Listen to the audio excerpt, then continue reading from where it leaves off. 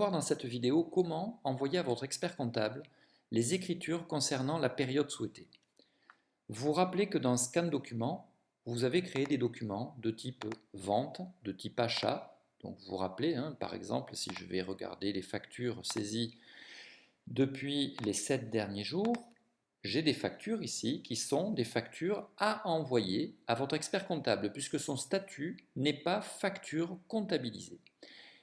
Pour les envoyer, je vais cliquer sur ce bouton comptabilité. Quand je clique sur ce bouton, je peux sélectionner là ou les caisses concernées. Si vous n'avez qu'un dépôt, ce qui va être le cas de la plupart, vous ne sélectionnez que celui-là.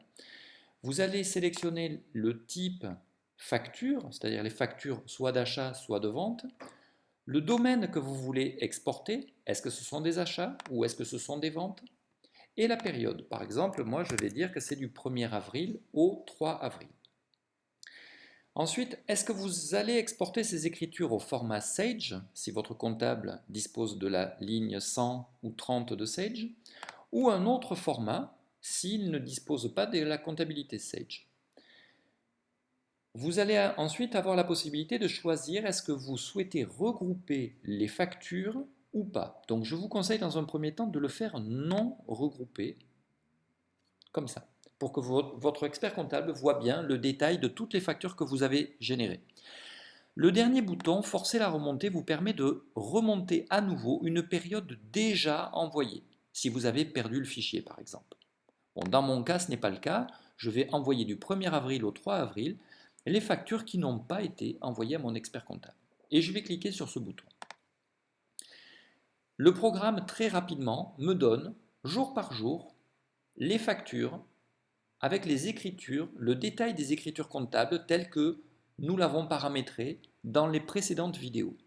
Donc on retrouve le débit client, ma TVA collectée, mon ou mes hors taxes, etc. sur autant de factures qu'il y a eu de factures faites sur la période.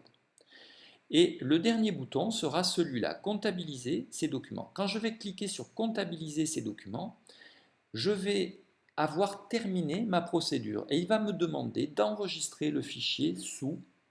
Donc vous verrez qu'il faudra à ce moment-là faire un clic droit sur le bouton pour enregistrer le fichier sous sur un répertoire local de votre système et ensuite que vous pourrez envoyer à votre expert comptable. Alors là je suis sur un vrai dossier, donc je vais quand même le simuler pour que vous le voyez, ce enregistrer sous. On va forcer, on va vérifier qu'il n'y ait rien d'abord, par exemple du 1er mars au 10 mars, par exemple.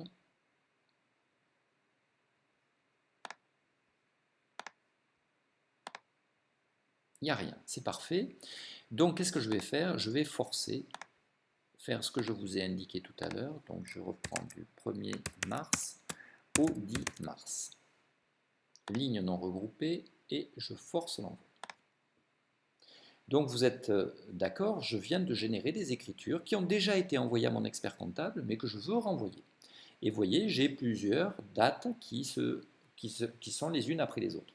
Donc je vais tout en bas et je vais cliquer sur comptabiliser ces documents. Voilà, j'arrive sur le bouton que je vous expliquais tout à l'heure où je vais avoir la possibilité d'enregistrer ce fichier sur ma machine. Donc je vais faire un clic droit et je vais enregistrer le lien sous. Donc ne cliquez pas par un clic gauche, mais faites bien un clic droit, enregistrez le lien sous.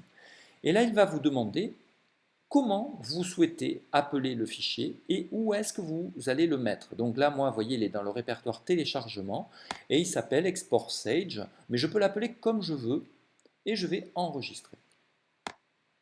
Voilà, sur ma machine, vous voyez, j'ai un fichier qui est au format Sage d'ailleurs, donc qui ne sera pas certainement le format de votre expert comptable, ce fichier que je vais pouvoir importer dans ma comptabilité pour alimenter ma comptabilité. Et c'est ce fichier qu'il faut envoyer à votre expert comptable. Voilà.